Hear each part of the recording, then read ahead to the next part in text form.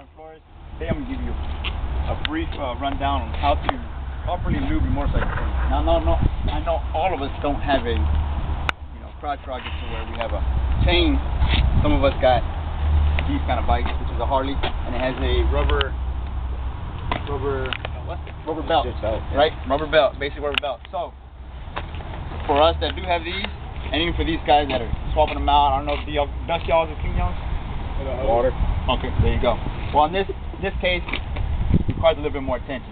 So what we're gonna go over is we're gonna talk about the materials we need to get the job done. Then we're gonna talk about the factors that would cause us to have to clean our darn chain. And lastly, we're gonna talk about the process it takes to lube the chain properly. Because there are right ways and there are wrong ways. And I'll give you a personal experience on what the wrong way is to properly lube your chain. Here we go? Alright. So, first off, materials like PPE. Somebody got an idea what kind of PPE we need to do a simple job like this? Gloves. Gloves. What else? Eyewear. Eyewear. Absolutely. So, you need some gloves. They could be the nitro gloves or the mechanics gloves, or and as well as your eye protection. Something simple, glasses, something that covers your eyes. Okay. I'll explain that to you later. Next is tools. You got an idea what kind of tools we're gonna need? What kind of tool? Spray. Brush. All I need is a brush, a few rags, and we may need a wrench or a crescent, depending on what kind of bike I got. In this case, I got a 1997 CBR 900R, and as you can see, it's been beat down a lot, right? So there's some things that have been taken off that haven't been put back on. For example, the motorcycle chain guard. And you see on this nice pretty bike over here, it's got a motorcycle chain guard. That so 250 in there. Off, you might need a little wrench to take it off, okay? Still basic tools, right? And then of course the parts, materials that you may need are, yes, the motorcycle lube and the cleaner. Or if you want to use chain wax, you can use that too as well. Okay, so with that being said, we're on to this demonstration. So here we go, I got some chain wax and chain clean. Now the reason why you want to use specific chain clean is because on the motorcycle chains they do have little O-rings. You can use what's a good, awesome degreaser. What cleans off grease? WD-40. WD-40. What else? COP. Purple Power. Purple Power is kind of good, but something that's intense. Spit. No. Engine degreaser. What else? Oven cleaner. Gasoline. Anybody heard gasoline? Yeah. Oh yeah. That stuff's bad at like starter fluid and stuff. That stuff's awesome, right? But what is that gonna do?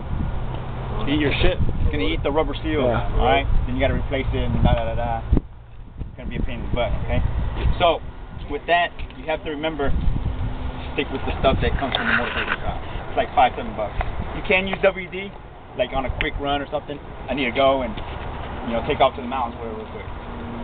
But usually for these bad boys, the only time you're really gonna have to clean it is just if you ride it constantly.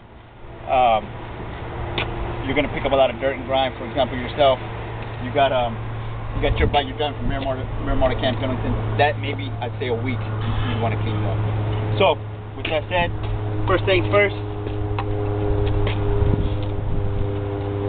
get my gloves on. Nice government issue gloves. Or you get the nitro gloves, whichever one you want. A little rag or towel. And I ain't gonna do the whole thing, just do some of it, okay? So, shake it up, make sure you got chain clean. You're supposed to have the eye protection. I apologize, I don't. Spray it on there. Get it nice and wet. As you can see, it eats it up pretty good, right? Use this brush. You can get this brush, Harbor Freight or Bike Shop for like twice as much. Same difference. And just get it on there real good. Once you do this number, scrubbing on it a few times, spray it again.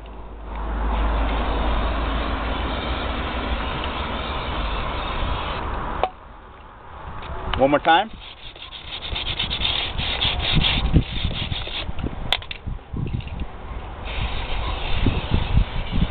spray it again. Now, can anybody see the difference from that piece to the other piece? It's clean, right? Once you get that done, now you're nice and wet and everything. You want to dab it. Dry it up. Get it nice and dry. Once you get it nice and dry, then you can spray this stuff on there, chain wax, and it's just like it stated.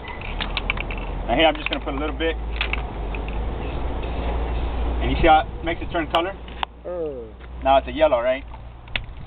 Now to get this whole chain, obviously, it's gonna take rolling the bike back and forth.